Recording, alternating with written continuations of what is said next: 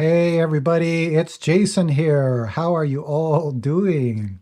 I'm excited to announce a new series on my YouTube channel, and it's going to be a Zen poetry series. Now, this happened kind of organically.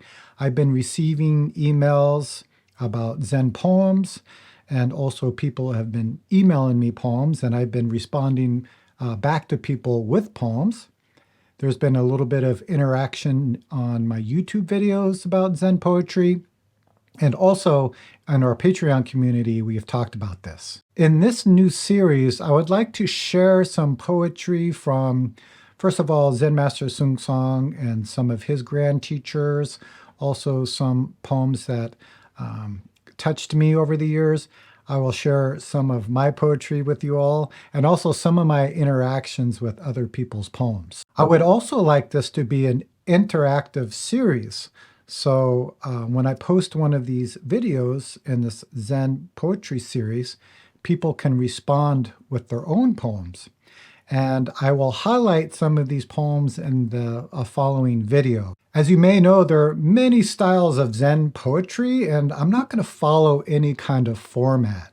Some poems have a certain amount of lines, some poems have a certain amount of syllables, and some fit a certain context.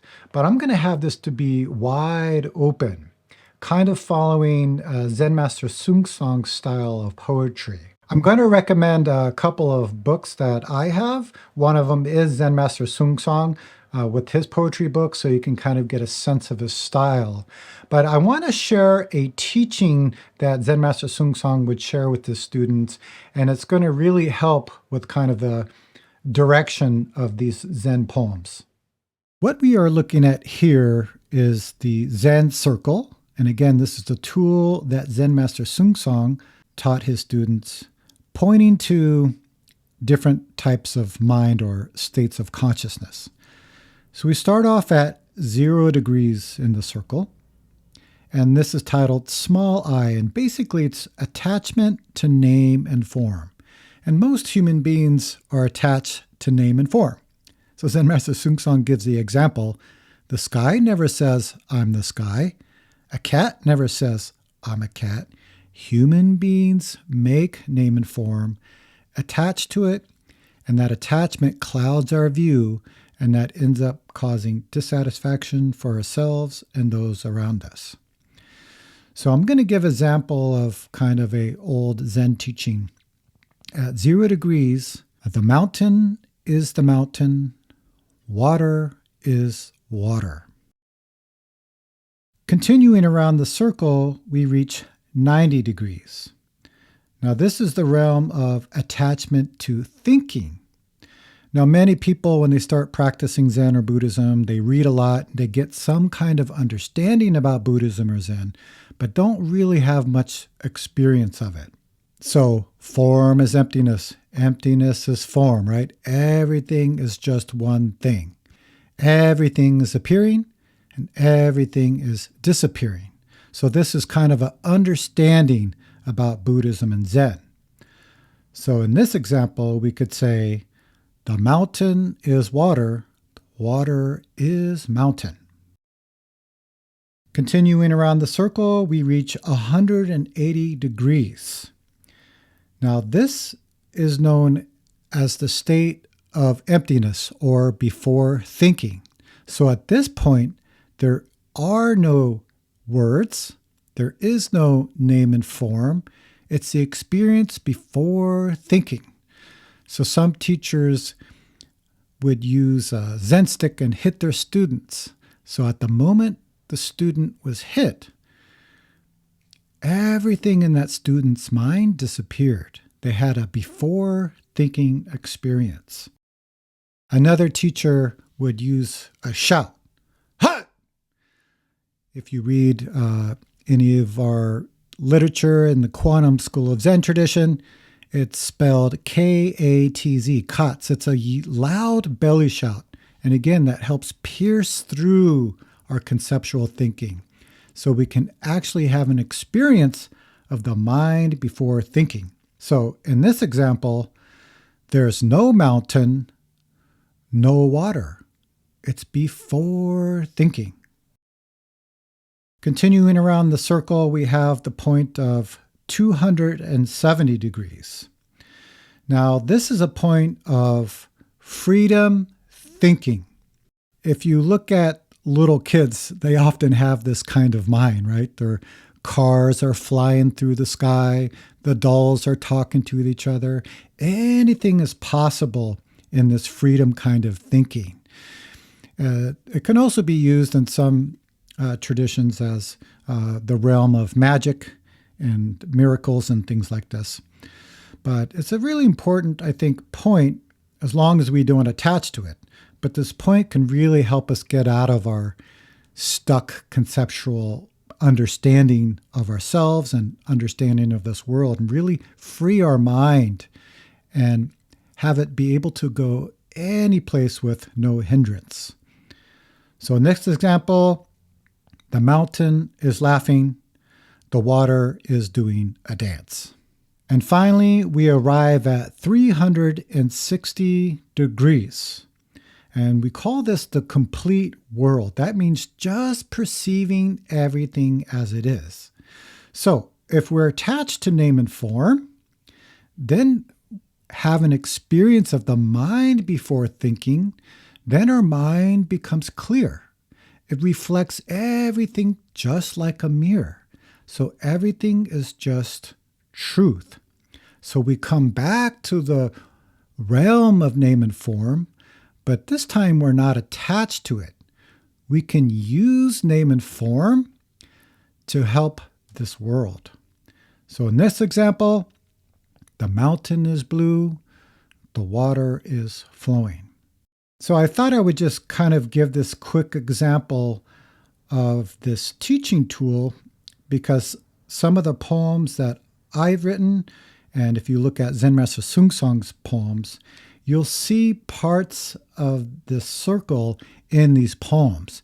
And it happens really organically. Like we perceive something, and perhaps we make dualistic thinking of good and bad or us and them. And then perhaps we ask a question that helps us return to the mind before thinking. Maybe it's a shout. Maybe it's a freedom style of line. Sometimes you'll see this in Zen poetry where the stone girl's crying and the ice rabbit is jumping through the sun, right? And again, that's just to help us free our mind from being so tight, free our mind from holding conceptual thoughts.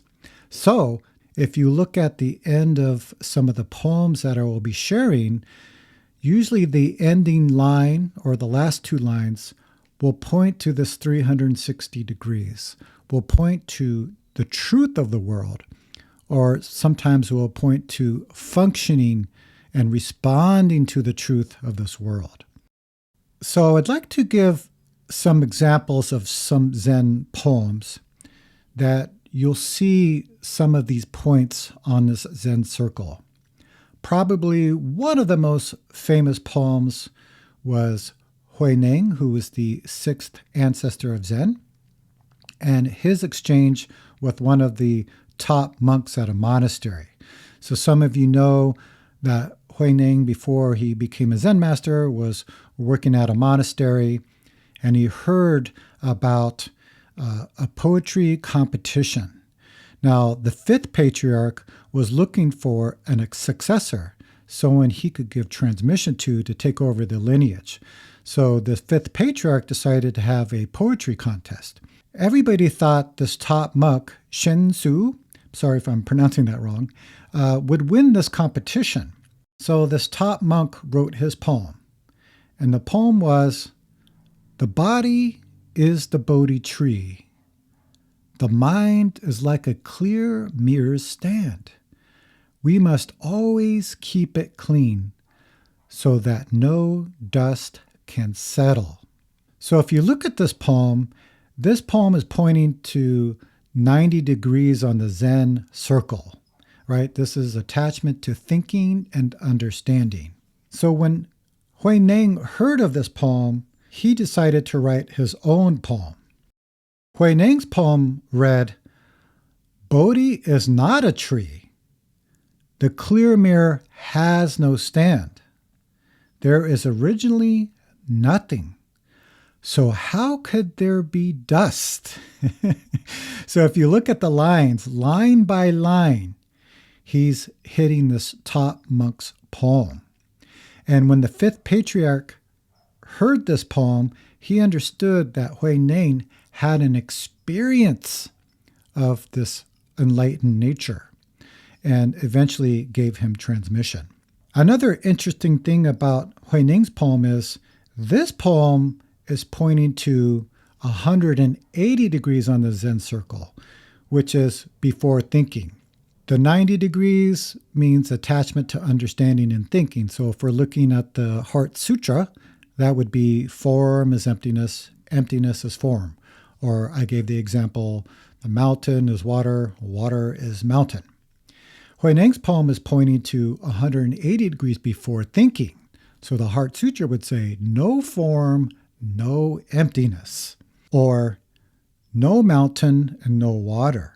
Zen Master Seung would actually give these poems as homework. So he said, our job is to hit Hui Neng's poem line by line. So Hui Neng already hit this top monk's poem line by line. So our job is to, again, if we're looking at the Zen circle, go all the way around to 360 degrees and line by line hit Hui Neng's poem. So how can you do that? Next, I would like to share a poem from Zen Master Seung. This is one of the poems from the book Bone of Space. And it reads, Buddha saw the star, attained enlightenment. Seung saw the star, lost enlightenment. The wind of Hut blew away enlightenment and unenlightenment. The Buddha is bright in the Dharma room. The star is clear in the sky. You can see some of the points in the Zen circle in this poem. Buddha saw the star, attained enlightenment. Seung saw the star, lost enlightenment. So we have this kind of opposites kinds of thinking. But then the wind of Katz, which is this belly shot, blew away enlightenment and enlightenment, right? This is the experience before thinking. When we experience this mind before thinking, everything becomes clear. Everything is just truth. So the Buddha is bright in the Dharma room. The star is clear in the sky. So here's an exchange, again, from the book Bone of Space, and the student was Stephen. And Stephen wrote a poem.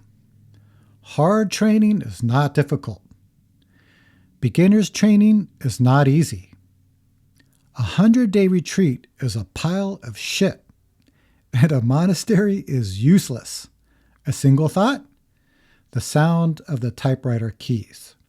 So here was Zen Master Seung's response. Hard training, very difficult. Beginner's training, not difficult.